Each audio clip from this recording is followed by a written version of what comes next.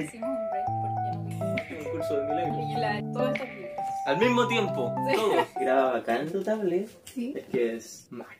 Esa mirada que pone la lana. Y así es como se va desplegando el dibujito, ¿cachai? Estoy con Itzaro Swift, estudiante y maestro de un curso de milagros, que me está acompañando hoy día y siempre, todos los días.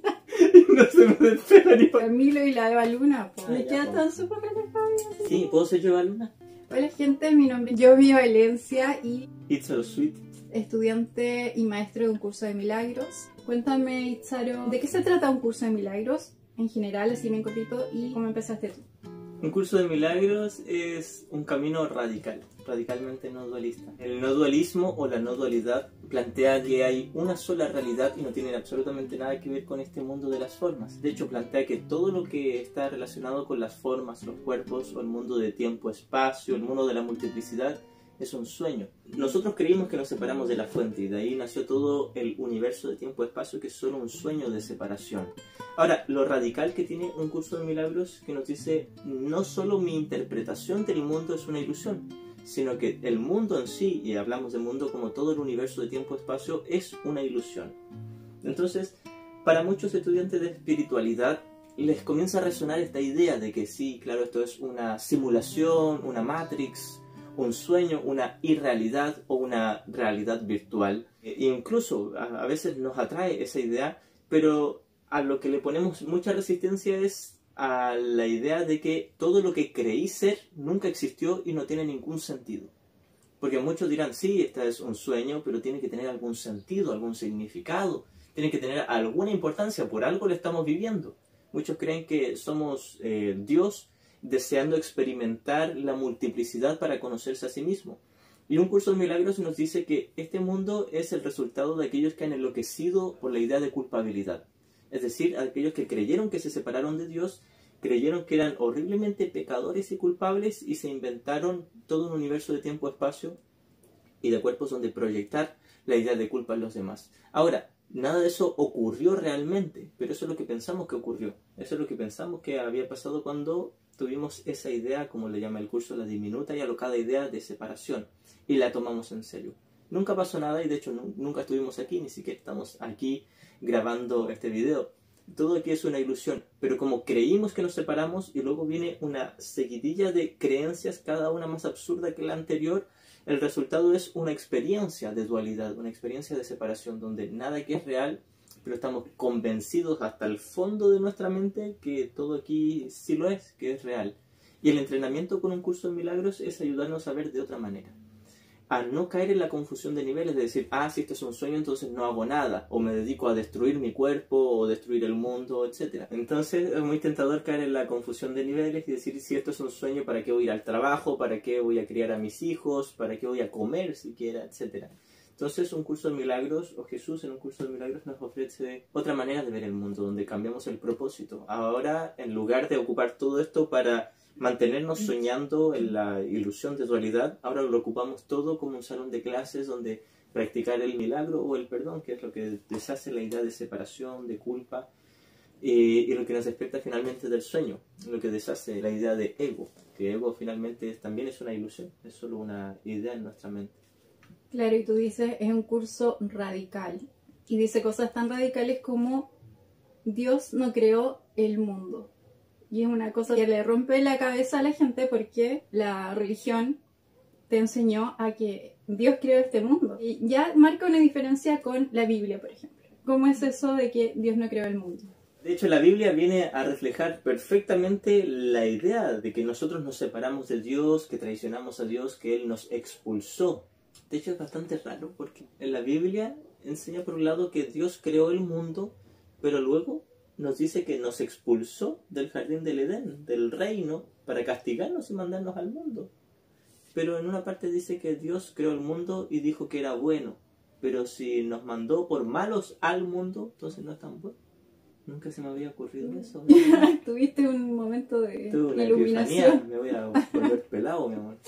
Sí, lo que hace el curso es tomar toda la teología cristiana y volver a adaptarla a lo que Jesús planteó hace 2000 años, que era la pura no dualidad, pero siempre fue lo que nos estaba enseñando Jesús aquí.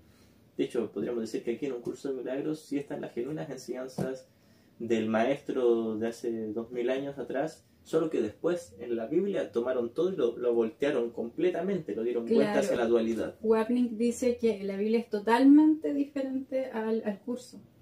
Pero sin embargo hay gente que también estudia la Biblia y llega también, no es algo que alguien estudie la Biblia y no pueda involucrarse con un curso de milagros.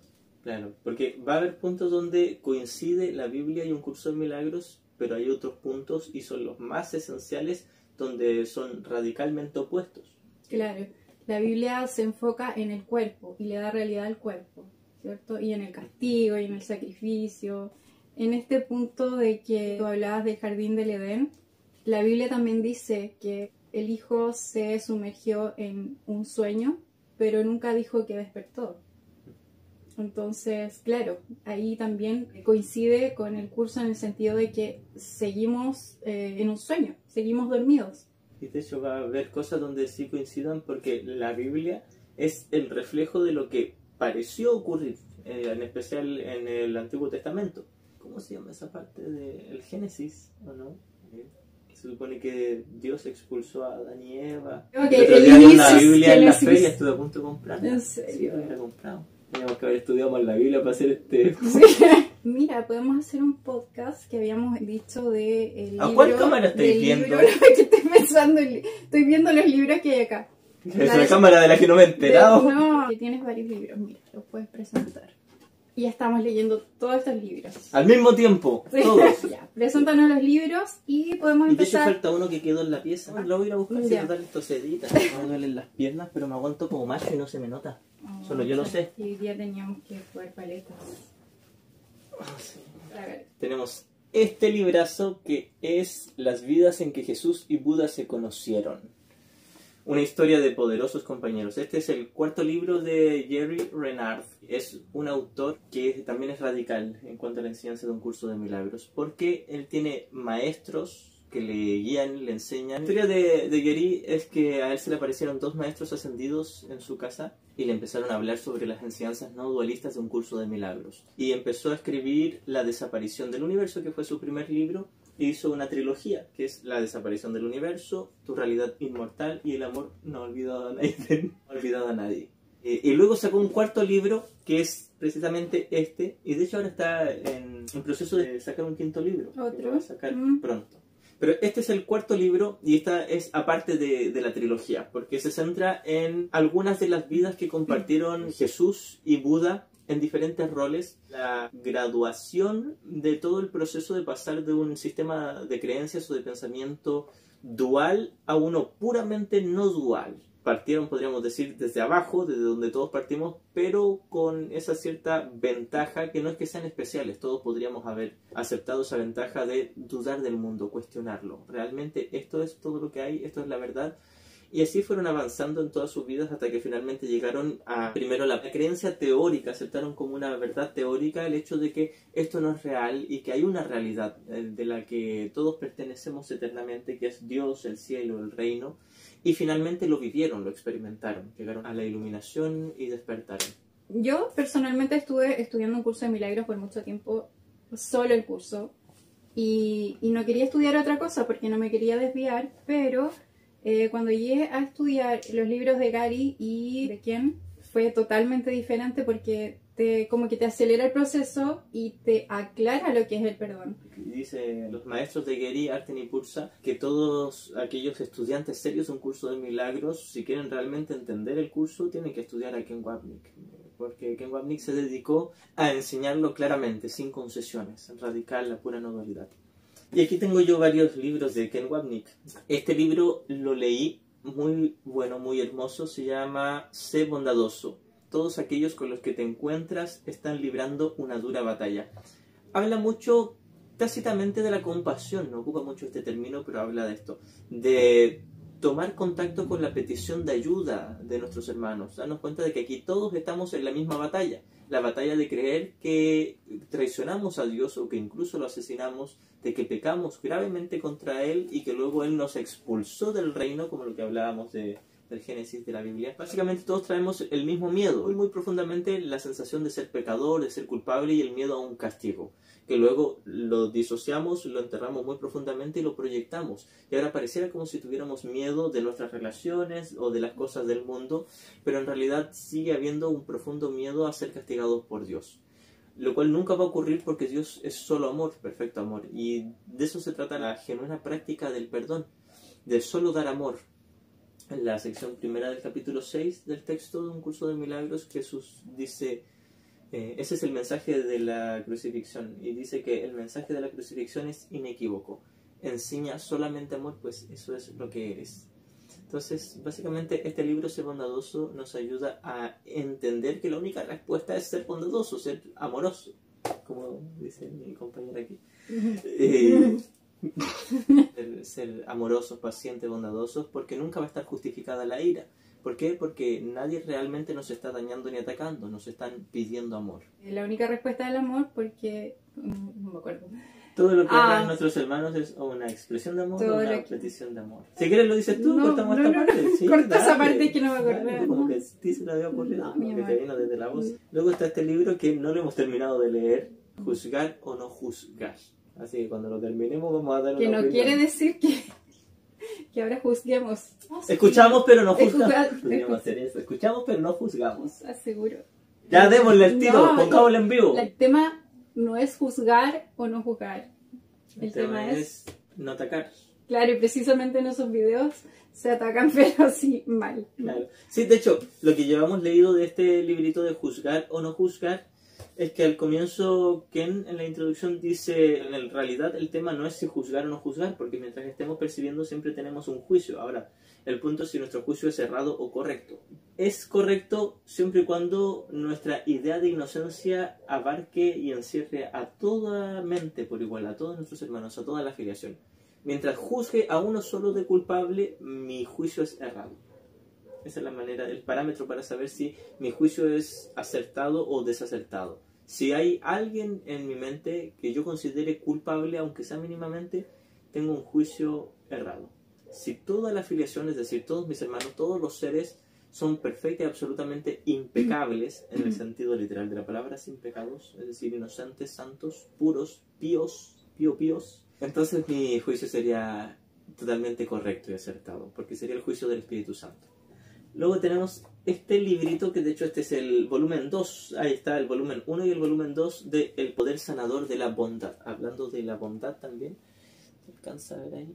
Oscar, enfócame bien por favor, es que siempre los camarógrafos se llaman Oscar. El Poder Sanador de la Bondad, perdonar nuestras limitaciones.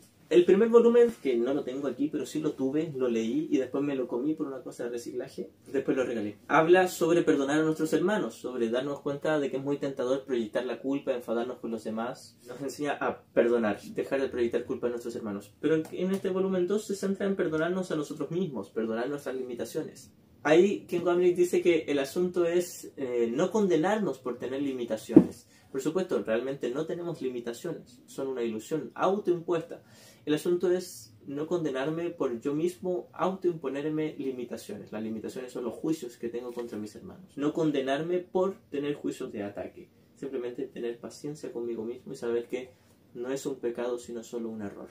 Y en el fondo, precisamente estamos en un sueño donde estamos creyendo que somos limitados para reconocer nuestra verdadera naturaleza, que es ilimitada. Entonces, allá vamos. Sí. Y de hecho, aquí en este libro toca mucho ese tema del cuerpo, porque dice que el cuerpo ya es un límite que se le impone al amor. Ahora, no es real y el amor no se puede realmente limitar, pero es lo que creímos y es lo que experimentamos hasta que cambiemos nuestro sistema de pensamiento. El tiempo, una gran ilusión. El caso Einstein decía, el tiempo es una ilusión, pero muy persistente. No sé qué se me ocurrió decir el caso Einstein. Einstein decía que el tiempo es una ilusión, pero muy persistente.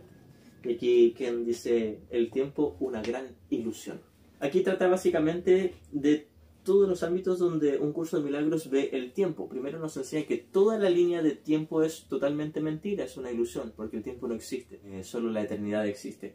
Y luego habla en otros niveles donde parece ocurrir una experiencia de tiempo, pero sin embargo todo el tiempo lineal ya ocurrió hace mucho tiempo. Entonces va y viene entre estas dos visiones. La visión del nivel 1 de la enseñanza de un curso de milagros, donde solo la eternidad o el conocimiento es real y la percepción o el tiempo son una ilusión y nunca existieron.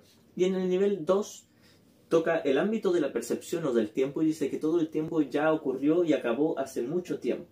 Valga la redundancia.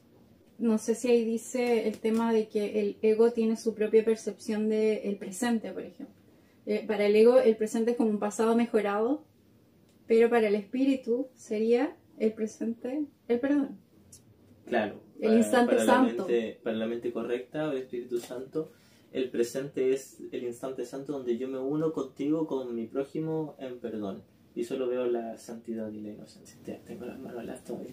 Lo que decíamos el otro día, que el instante santo no es algo que me concentro yo y es un instante que convoco, sino que es un reconocimiento de la realidad eterna. Es eterno y permanece siempre. De hecho, para un curso de milagros, el presente, y se habla de presente en dos ámbitos.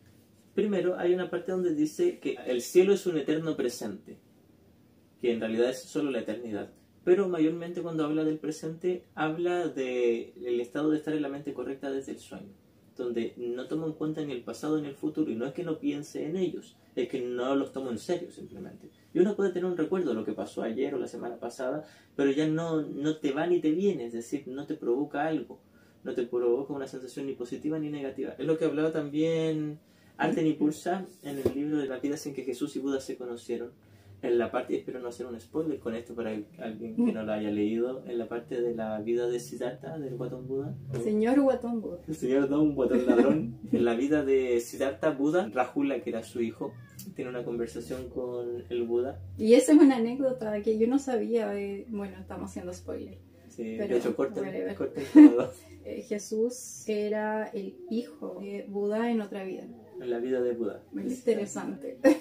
Sí, como dato curioso para vamos a poner aviso de spoiler. O farándula espiritual. Había fallecido la que había sido la esposa de Siddhartha, y ellos, Siddhartha y Rahula, su hijo, habían sanado el recuerdo. Y ahí Arten y Pulsa contaban que cuando tú perdonas totalmente algo, no es que lo borres de tu memoria, hasta que, a menos que despiertes en el conocimiento, y si te borra toda la memoria.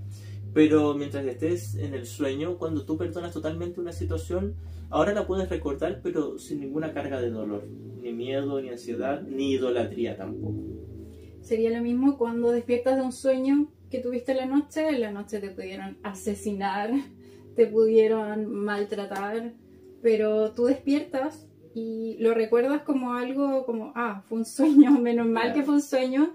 Y no tienes rencor con eso, porque no vas a ir a querer meter a la cárcel a que te Yo he escuchado historias de chicas que despiertan y van a gritarle al marido porque dicen, me engañaste, lo vi en un sueño. El asunto es que si tú te identificas con un sueño, tal como cuando uno va al cine o ve una película y tú te identificas con la película, por supuesto que te la vas a llorar. Estás descompensado. Como el Poncho, como el Camilo. Vamos a buscar el... No, si son las puras manos nomás. ¿Quieres un tecito? No debería ser. Póngalo. Ahora vamos a ir a comerciales. Corten, toma 2. Me caí en los pantalones. Qué bueno, guagua. Ya, estamos aquí de vuelta. Uy, me veo guatón, guagua, con esta camisa, mira. Parezco parte de la... Mírame. Es como Mero cuando no quería trabajar. Empezó a subir de peso para que... Y como una guagua floreada así. No, pero estamos en la playa. Sí, estamos. Podemos ser guatones en la playa. Volvemos con... Al final ni hablamos de la hueá del libro del tiempo, hablamos más del Gary Renard. Luego está este libro chiquiplín que se llama El final de nuestra resistencia al amor. Y tiene una continuación también, una segunda parte de este libro que se llama El final de nuestra huida del amor, que es como parte de la misma conferencia que dio Ken Wapnick. ¿Hay un escrito aquí? Es que este es el libro de la Adelita, que ya me lo pasó. En este libro habla sobre mirar correctamente nuestra resistencia. Y dice que no hay nada de malo en tener resistencia. El problema es condenarnos por tener resistencia. Por supuesto, la resistencia no tiene nada de bueno, porque es oponernos deliberadamente a la paz, a la liberación y al despertar. Pero el punto es darnos cuenta de que tenemos mucha resistencia y mirarlo de una forma paciente y amable. Es decir, sí, reconocer, tengo resistencia, tengo miedo a despertar.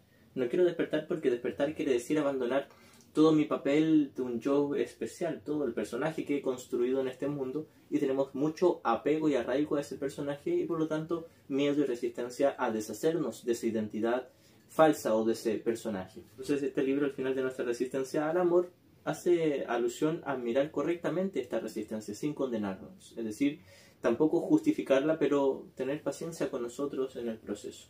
Y eso es como todo el punto en el que inicia un curso de milagros, cuando te dice que el propósito del curso es que elimines esta resistencia, ¿no? Las barreras, los obstáculos, dice. Exactamente. Que te impiden sí. experimentar bueno, dice, el amor. de hecho, podríamos citarlo. Este es un curso de milagros. Esta es la introducción del libro de texto de un curso de milagros. Es un curso obligatorio. Es decir, el que no lo hace pata en la raja. No, hace referencia a que es un curso inminente, que todos sí o sí van a tomar, pero no precisamente este curso como libro, sino el sistema de pensamiento correctivo que es el Espíritu Santo.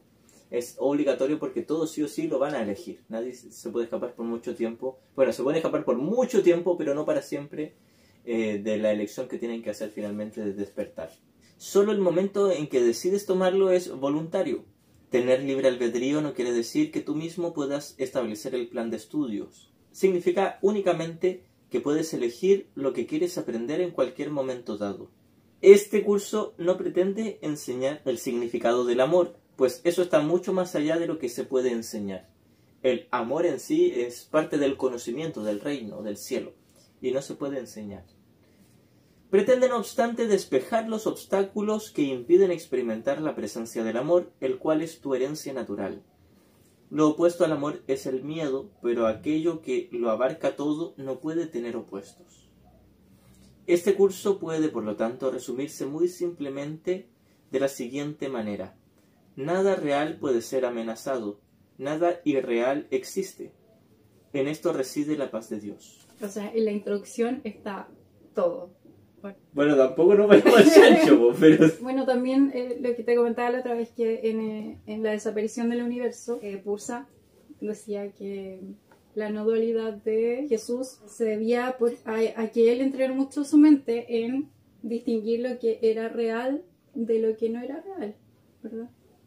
Y ahí va la esencia, el meollo, el hueso. Lo que te había mencionado de que el amor está mucho más allá de lo que se puede enseñar, pero el curso va a observar los obstáculos para retirarlos, esas barreras de nuestra creencia en la separación, los juicios de ataque o de autoataque o la idolatría. El ídolo es el sustituto precisamente del amor. Por la resistencia que tenemos al amor, hacemos un ídolo de todo. Inventamos todo este mundo de cuerpos como un ídolo para hacer un sustituto del amor de Dios. Y todo lo que hacemos un ídolo finalmente termina por hacerte sufrir, porque el ídolo lo inventó el ego, lo inventó ese... Yo soy su ídolo. Ese diablillo. ¿Qué es el ego? El ego es, bueno, se puede definir de dos maneras distintas. Primero es la diminuta y alocada idea, la creencia en la separación. Pero luego dio lugar a todo un sistema de pensamiento basado en la idea de separación, pecado, culpa y miedo. Pero es toda una ilusión. El ego es un sistema de pensamiento o la mente errada, de la mente del hijo dormido. Perfecto. 7. Un 7. Ausencia de felicidad. La historia de Helen Schucman, la escriba de Un curso de milagros. Este libro se basa más que en la historia de Helen Schucman, en el proceso de resistencia que ella experimentó antes, durante y después de todo el dictado de Un curso de milagros. Un curso de milagros llegó a nosotros gracias a Helen Schucman y Bill Thetford, que era su coescriba. Helen fue la que escuchó la voz de Jesús y lo canalizó, podríamos decir, recibió un dictado y que fue tomando nota. De hecho, no lo pudo haber hecho sin la colaboración de su colega, su jefe y amigo Bill Thetford. Y de ahí nació un curso de milagros debido a... Bill tuvo esa pregunta... Porque ellos no se llevaban bien, tenían una historia mucho conflicto. Sí. Bill y Helen tenían una relación de amor-odio. Tenían amistad, pero también tenían enemistad, porque tenían mucho conflicto porque proyectaban culpa el uno al otro. Y a la vez hacían un ídolo de odio especial y de amor especial. Llegó Bill donde Helen y le dijo, tiene que haber una manera mejor, tiene que haber otra manera de... Ya lo pillo. Se me escapó. ¡Ey, ey! No, no, olvídalo. Deja cerrar la ventanilla del mío. Ahí está cerrada. Quizás el mismo zancudo al entrar la de José. Entonces, voy a dejar esto acá. Se trata de toda la historia básicamente de Helen antes, durante y después del dictado de un curso de milagros. Y habla sobre toda la relación de amor y odio especial que tenía con Bill y también principalmente la relación de amor y odio especial que tenía con Jesús. Porque tenía, si bien por una parte devoción, por otra parte tenía mucho miedo. Claro. Y por último, vamos como de atrás para adelante, el libro El Perdón y Jesús, el punto de encuentro entre un curso de milagros y el cristianismo. Este libro, en un comienzo, Ken cuenta que él había escrito dedicado a los cristianos y también había hecho otro escrito para los judíos, como un intento de adaptar las enseñanzas de un curso de milagros al entendimiento de los cristianos. Pero luego en realidad se dio cuenta de que no era algo que se pudiese adaptar porque eran en cierto sentido contradictorios, es decir, mensajes opuestos. Habla básicamente sobre la imagen que tiene Jesús para todos nosotros, seamos cristianos o no, influencia que tiene y la comparación entre las enseñanzas cristianas y un curso de milagros. Vamos a seguir con el tema de la iluminación. Porque cuando entramos a estudiar un curso de milagros, venimos de diferentes partes. Digamos, de diferentes países, no, estados de conciencia, ¿cómo se podría decir? Diferentes enseñanzas. Diferentes enseñanzas, diferentes historias de vida que te van marcando y te van poniendo tu mente, digamos, con mayor o menor resistencia, puede ser, con apertura a algo nuevo, algo diferente. Este es un curso para la iluminación. ¿Por qué deberíamos iluminarnos, querer iluminarnos, siendo que la mayoría de la gente está aquí apenas tratando de resolver su vida? ¿Por qué va a querer tener esa aspiración de la iluminación? Básicamente sí, es para iluminarse porque te lleva hasta ese punto donde el curso lo llama el mundo real. El mundo real para un curso de milagros no es literalmente real, sino el reflejo de la realidad. Es seguir la experiencia de la percepción del mundo, es decir, la experiencia de dualidad, pero desde una mente correcta. Es decir, vas simplemente a sanar tu mente. Dice que el último paso Dios lo dará y te despertará en el conocimiento, en el eterno amor de la amorfía de Dios. Sin embargo, claro, el curso te apunta directamente a la iluminación. No te lleva simplemente hasta la mitad del camino. Ahora, cada quien va a avanzar al ritmo que quiera, a la velocidad que quiera, según su resistencia. Ahora, la pregunta de por qué alguien debería querer iluminarse, la realidad no es que debería querer iluminarse, porque no es una obligación. Ese es más chiquiplín. Es un mosquito. Sí. Entonces, no es que uno debiese desear la iluminación. Por otra parte, el Cristo en mí ya desea despertar, y esa es la voluntad de mi verdadero ser. Pero no es algo que se me imponga, es algo que se me ofrece. Hay una hermosa línea en el capítulo 10 donde Jesús nos dice: si quieres ser como yo, te enseñaré, pues sé que somos iguales. Si quieres ser diferente, aguardaré a que cambies de parecer. Entonces nos dice: si quieres iluminarte, ven conmigo, yo te enseño. Si todavía tienes miedo o resistencia, no pasa nada, yo te voy a esperar. Y lo vas a hacer en algún momento, porque te vas a dar cuenta de que tiene que haber otra manera. ¿Cuál fue tu propósito de estudiar un curso de milagros? ¿Tenías un propósito al principio o simplemente empezaste a estudiarlo como...? El marcar el propósito se dio antes de que yo comenzara con el estudio de un curso de milagros, pero cuando comencé con el curso era un sistema de pensamiento muy similar a como yo ya pensaba. Entonces dije, esto es todo lo que yo sé y mucho más. Por supuesto, aquí está completo. Y mi manera de pensar era que esto es un sueño y de que solo tenemos dos alternativas, que yo le llamaba el ego y el amor, o el miedo y el amor. Yo comencé con el audiolibro de la desaparición del universo, con todos los audiolibros de Gary Renard. De hecho, el primero que escuché fue Las vidas en que Jesús y Buda se conocieron. Ahí yo comencé a entender un curso de milagros, porque ya lo conocía de antes más o menos, pero no había empezado a estudiarlo.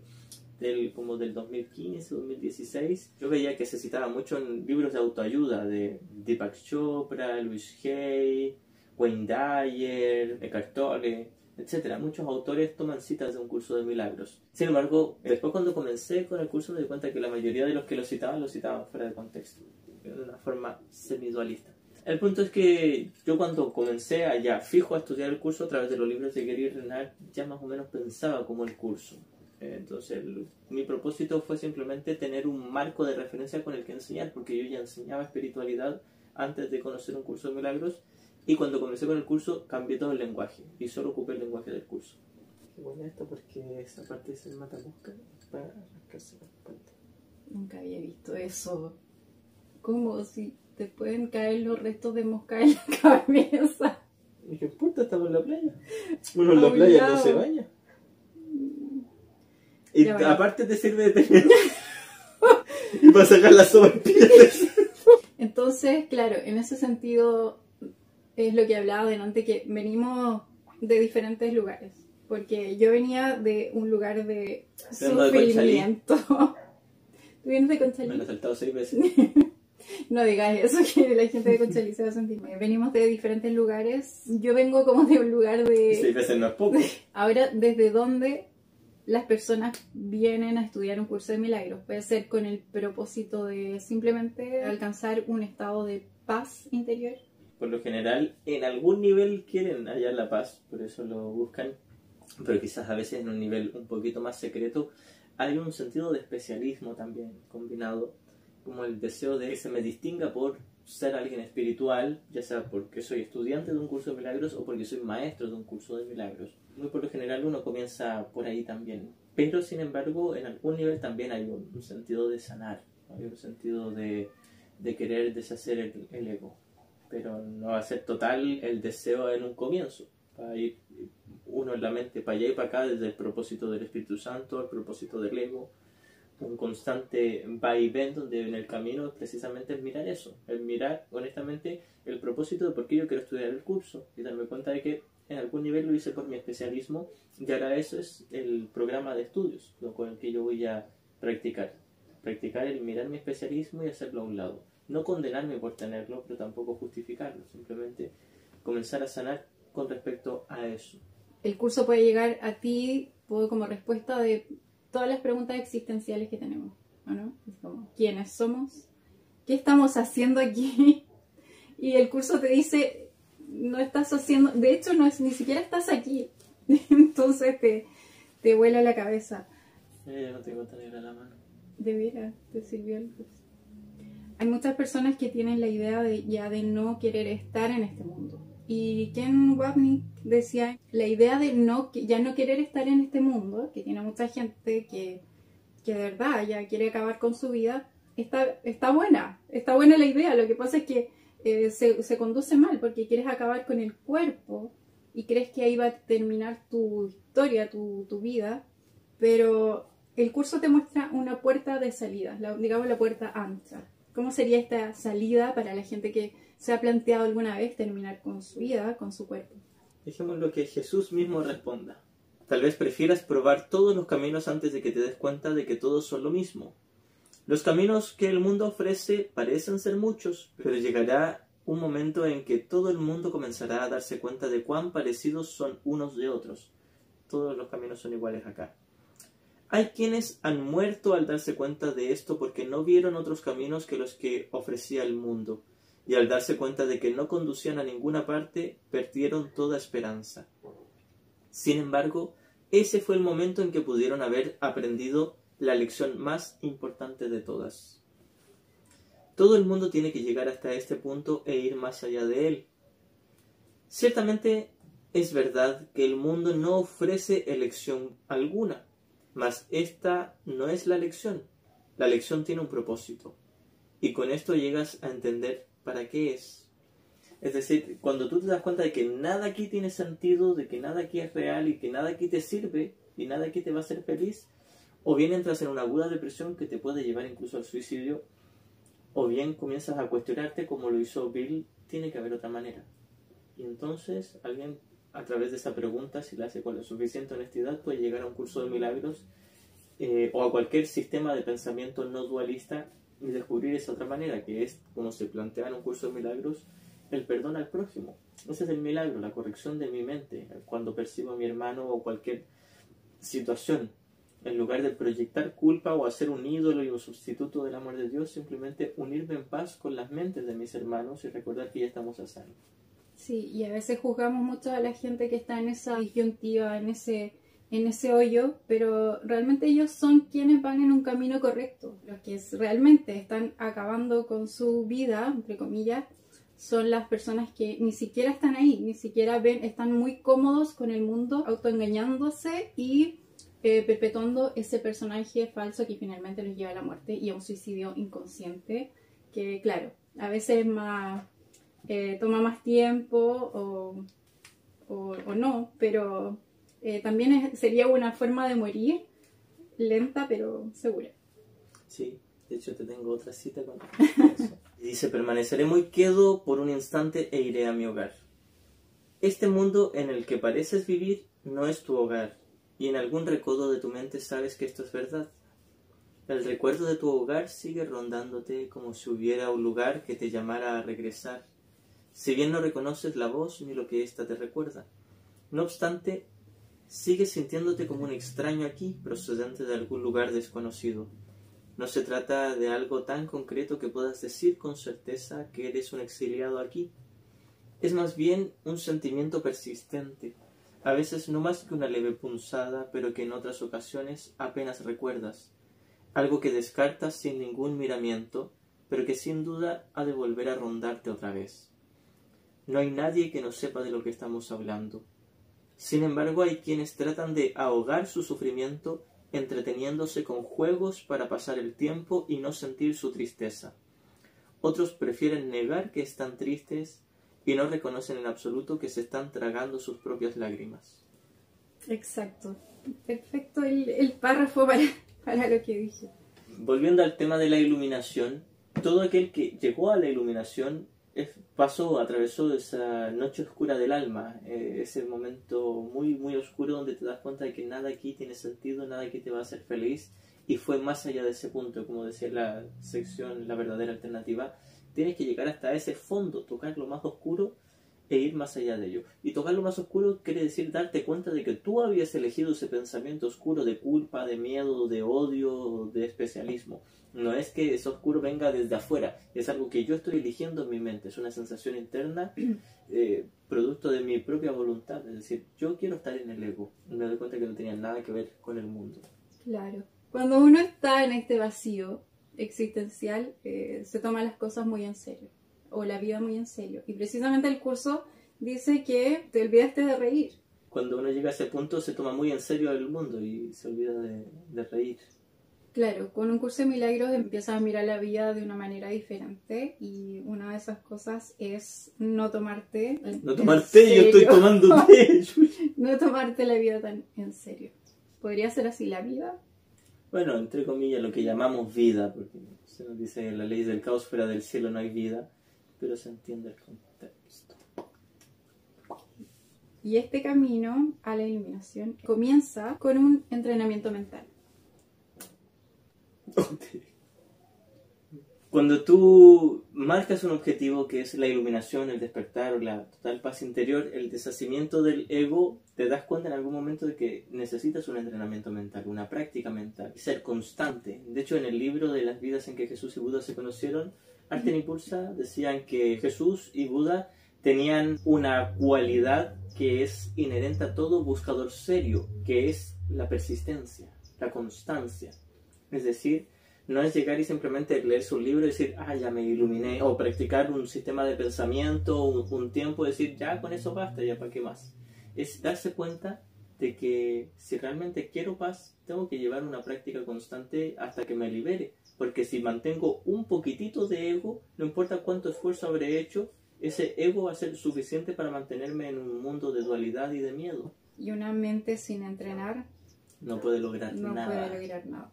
¿En qué consiste un entrenamiento mental? Consiste en dos partes. Un entendimiento teórico y llevarlo a la práctica. No solo los ejercicios. Exacto. De hecho, en el libro de ejercicios de un curso de milagros está dividido en 3 libros principales, que son el libro de texto, el libro de ejercicios y el manual para el maestro. Y luego un par de anexos breves. En el segundo libro, que es el libro de ejercicios, en el comienzo de la introducción dice que estos ejercicios no tendrán mucho sentido para nosotros sin el marco teórico como el que provee el libro de texto. Entonces, para llevarlo a la práctica necesitamos entender una base teórica. Por ejemplo, si yo quiero ser médico cirujano, no puedo simplemente decir, no voy a ir a la universidad, voy a ir derecho al quirófano a operar. No voy a saber hacer nada. Tengo que pasar por los 7 o 10 años de estudio para llevarlo después a la práctica y hacerlo correctamente. Necesitamos un entendimiento hacia dónde nos estamos dirigiendo. Está enfocado en observar la mente, en una búsqueda mental, porque cuando observamos los pensamientos, como que te desidentificas de la mente que está pensando por tu cuenta. ¿Cómo se llamaría esa mente que está observando los pensamientos? El tomador de decisiones. Eso es lo que llama a quién. El curso enseña que cada quien tiene una libertad de elección entre el ego y el Espíritu Santo. Y Ken Wapnick acuñó el término el tomador de decisiones, haciendo referencia a nuestra mente con M minúscula o la mente dormida que cada uno de nosotros tiene, a través de la cual puede elegir observar y hacer un proceso de cambio ahí en el interior. O bien mantener su mismo sistema de pensamiento de dolor y sufrimiento sin ningún tipo de observación ni cambio. Pero uno puede tomar siempre esa decisión. Y el que toma esa decisión de observar y darse cuenta de que está equivocado y volver a elegir es el tomador de decisiones. Claro, porque no hay manera de que cambie tu sistema de pensamiento si no tomas esos pensamientos y los entregas. Es como cuando sacas la basura, si no la vas a dejar afuera, no se la va a llevar el señor de la basura, no sigue estando ahí. Exacto, uno no gana mucho con darse cuenta de que está en el ego si no hace algo por corregirse o por permitirse ser corregido por el Espíritu Santo. Y eso sería realmente entregar un pensamiento al Espíritu Santo, es mirarlo con mucha honestidad y darme cuenta de que este pensamiento no me trae paz, si bien yo lo elegí, no vino así sin querer ni de la nada. Yo lo elegí porque pensé que me convenía, pensé que me era beneficioso, me atraía porque secretamente mantenía mi especialismo. La idea de existir como una identidad individual. Pero cuando te das cuenta de que tu identidad individual nunca te dio paz, entonces entregas ese pensamiento. Que sería el segundo paso de los 3 pasos de perdón. Y tener la honestidad es de reconocer que estabas eligiendo la culpa, el victimismo y de que tenías miedo al amor. Exactamente. Bueno, entonces este entrenamiento mental no es que te lleve a mejorar tu vida, o sea, no es el objetivo que mejore tu experiencia física, pero es una consecuencia. Debería ser así. Debería ser que tu vida tengas más paz constante y, o sea, de hecho, ese y te la tomes menos en serio. Claro. De hecho, ese es el único objetivo, tener más paz. No te garantiza ser millonario o famoso, pero te va a garantizar la paz. Es tu única garantía, el cielo. Y si no estás en el cielo, estás en el infierno. No hay términos medios. Claro. Medio cielo, medio infierno, no. O el cielo o el infierno. Y generalmente estamos en el infierno. Exactamente. Ahora, con respecto a lo que tú hablabas de el entrenamiento mental, lo que uno busca con ese entrenamiento mental.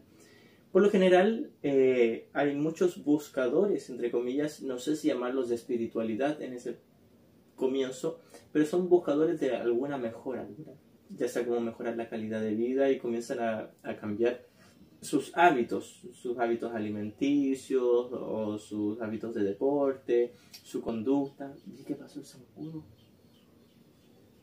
Por lo general la gente en un comienzo busca hacer cambios en el nivel de la forma para conseguir otras cosas del nivel de la forma. Por ejemplo, cuando cambie mi alimentación tendré otro tipo de cuerpo. Cuando cambie mi vocabulario tendré otro tipo de juntas sociales, etc. Luego uno comienza a darse cuenta de que tiene que haber un cambio interno primero. Si uno no hace un cambio interno, tal vez no vayas a conseguir las cosas que quieres por fuera. Pero eso también es una trampa temporal, quizás un segundo escalón con respecto al objetivo que uno quiere alcanzar. Pero también es una trampa porque ahora uno supuestamente está haciendo un cambio interior, pero con la esperanza de conseguir mis ídolos, de seguir embobándome con cosas que no existen. Entonces sí, quiero hacer un cambio interior y esos cambios interiores por lo general son lo que llamamos el autoamor, que en realidad sigue siendo odio, pero escondido, camuflado. Ahora no amo a los demás, no me importan los demás, solo me importa lo que me ocurra a mí y que yo esté bien y ya. llamo a eso autoamor. Y no me importa pisotear a los demás con tal de llamar autoamor a eso. Y ese tipo de cambios en realidad están reforzando la idea de separación y de culpa en el inconsciente. Luego tenemos la idea de que sí tenemos que hacer un cambio con respecto a amar a todo el mundo, toda la afiliación, pero secretamente aún con el objetivo de alcanzar cosas. Cuando yo perdone a todos, la gente me va a tratar bien y me va a ir bien en mi trabajo, económicamente, socialmente, etc. Que sigue siendo la misma trampa. Sigue estando mi atención en la pantalla del cine en lugar en el que está sentado en la butaca. Sigue estando la atención en el mundo. Y cuando me doy cuenta de que lo único que tenía que cambiar era mi mente y estar en paz en mi mente, porque no importa realmente, no importa el mundo, entonces, y eso es radical y da mucho miedo, pero ese es el camino para la iluminación y el despertar. Ese es el tipo correcto de entrenamiento mental que nos va a llevar finalmente a la iluminación, donde no me interesa en absoluto el mundo y solo me interesa unirme en paz con todos mis hermanos. Claro. Y lo que decías tú de esta analogía con la pantalla de cine que tú siempre nombras como estar en la butaca y estar en la pantalla, no sé si la puedes explicar para que las personas... para que los niños en la casa entiendan que Pamlico ocupaba mucho una alegoría que es la de la sala del cine, que es, imaginamos que entramos en la sala de cine, nos sentamos en la butaca y miramos la película ahí en la pantalla grande. La pantalla grande del cine y la película proyectada ahí representa todo el mundo de tiempo y espacio, el universo de la multiplicidad y de los cuerpos. Y el que está sentado en la butaca representa la mente soñando, o las mentes soñando. El hecho de que haya muchas mentes soñando es una ilusión, porque la fragmentación es una ilusión, pero ya que estamos en la ilusión de fragmentación, cada uno de estos supuestos fragmentos tiene la capacidad libre de elegir entre el ego y el Espíritu Santo. Entonces, el que está sentado en la butaca puede elegir o mirar la película con el ego y tomársela en serio y creer que se metió realmente en la pantalla, o mirar la película con el Espíritu Santo y saber que realmente está todo el tiempo ahí sentado en la butaca a salvo y que nadie le va a hacer nada. Claro, y precisamente cuando te enfocas en alguno de los personajes de la película es cuando has hecho un juicio de ataque y te quedas atrapado en la película. Y ahí empiezas a identificarte con el personaje que sufre, que está pasando miserias o lo que sea. En esta pantalla no hay diferencia entre un personaje u otro, una cosa u otra. Por ejemplo, un asesino es igual que alguien que no es asesino, una casa es lo mismo que un insecto, o sea, todo es igual, no hay diferencia en nada que esté en esa pantalla. No es más difícil perdonar a un asesino que a un niño que se robó una paleta, qué sé yo. Y eso es muy difícil generalmente comprenderlo. ¿Cómo explicarías eso? ¿Por qué no va a ser difícil o va a ser más difícil perdonar al asesino que al niño? El curso comienza ahí en el texto diciendo que no hay grados de dificultad en los milagros, entendiendo el milagro como la corrección mental o la práctica del perdón. Y no hay grados de dificultad porque todo es lo mismo, precisamente es toda la misma película. Las imágenes y los cuerpos parecen ser diferentes unos de otros, pero son todos igualmente falsos. Son todas la misma falsedad, la misma mentira, el mismo sueño. Una película proyectada ahí. Y si yo soy el tomador de decisiones, el soñador del sueño, el espectador de la película, tengo dos alternativas para mirar el sueño. Si lo miro con el ego, si mi asesor, consejero, guía mental es el ego y va a ser solo a elección propia, entonces me voy a tomar en serio el mundo. Y por supuesto que si tú te tomas en serio el mundo, va a haber un grado de dificultad, va a haber grados, porque hay situaciones que parecen ser muy peligrosas, muy horrendas, y otras que parecen ser muy livianas y sencillas de perdonar. O incluso parecen ser maravillosas y hermosas. Pero si tú cambiaras por un instante al Espíritu Santo, te darías cuenta de que es todo lo mismo, toda la misma mentira, y que el cuerpo de un asesino no es distinto del cuerpo del asesinado, era toda la misma ilusión. Y es más, te das cuenta de que las mentes que estaban soñando todo eso tampoco eran diferentes. Quizás algunas elegían al ego y otras al Espíritu Santo, pero ambas siguen siendo mentes libres de pecado. Estén en lo correcto, estén erradas, son mentes libres de pecado que en realidad más en lo profundo siguen siendo una sola mente con M mayúscula en el cielo, que es la mente del Cristo unido a la del Padre, Dios. Esa es la razón de por qué no hay grado de dificultad. Todas las ilusiones son iguales y todos mis hermanos también son iguales. Claro, y no quiere decir que en la película el asesino no vaya a la cárcel, no lo denunciemos, etc. Ahí sería como una confusión de niveles. Exactamente. De hecho, si uno está en el Espíritu Santo no te hace desprenderte de un sentido común. De hecho, lo mantiene. Simplemente te ayuda a no responsabilizar a nadie por tu falta de paz. Independiente de lo que tengas que hacer útilmente dentro del mundo, las medidas que tengas que tomar, los límites que tengas que tomar en el nivel del mundo, te unen al nivel de la mente. Porque el curso es solo para la mente. No busca una unión en el nivel de los cuerpos. No busca que yo tome al ladrón o a un asesino y lo traiga para mi casa y conviva con él. No necesariamente, a menos que alguien se vea inspirado a hacerlo.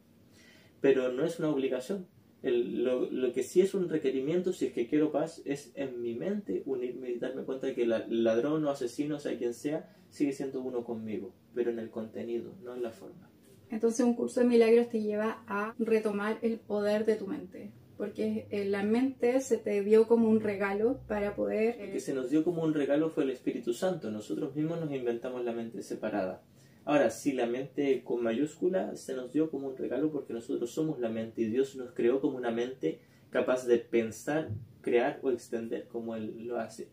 Pero dentro del sueño nosotros nos inventamos una mente separada. Pero ahora, con la respuesta que nos dio Dios, el Espíritu Santo, podemos ocupar esa mente como un tomador de decisiones para elegir despertar en lugar de mantenernos en este sueño de separación. Y si no estás extendiendo amor, luz, estás fabricando imágenes en esa película. Sí, en dos sentidos, y el segundo es más importante que el primero. En un primer sentido, todos como una sola mente dormida fabricamos todas las imágenes del sueño. Pero en el segundo contexto, donde es más importante el término de fabricación o proyección, que es lo mismo, es la interpretación que yo tengo. Yo, por ejemplo, me estoy haciendo una imagen de ti o de cualquiera de mis hermanos. No es que yo esté literalmente ahora fabricando tu cuerpo, sino que estoy fabricando la interpretación que tengo de ti. Te veo o como la santa hija de Dios o como alguien culpable. Y no tengo más alternativas que esas dos. Entonces, cuando te veo como culpable, estoy fabricando una imagen de ti. Y cuando te veo como la santa hija de Dios, inocente y libre de pecado, estoy extendiendo paz o amor hacia ti. Ya sea si te veo con el ego o con el Espíritu Santo, estoy proyectando o fabricando o extendiendo, respectivamente. Me parece. Bueno, vamos a terminar con esta sesión. Pero esta primera sesión. Me ruge la tripa. Seguimos en el próximo capítulo de este podcast, que no tiene nombre todavía. Le vamos a poner un nombre. ¿Cómo se va a llamar? 11 en loncura. Eso solo se entiende en Chile. T para uno. Somos dos. Bueno, pero somos uno. T para uno. T para uno. Nos vemos el próximo capítulo con un podcast más de... T para uno. ¿Te ponemos o no? Y si no nos gusta lo cambiamos. Yo confío en toda tu inspiración. Vamos a botar el zancudo.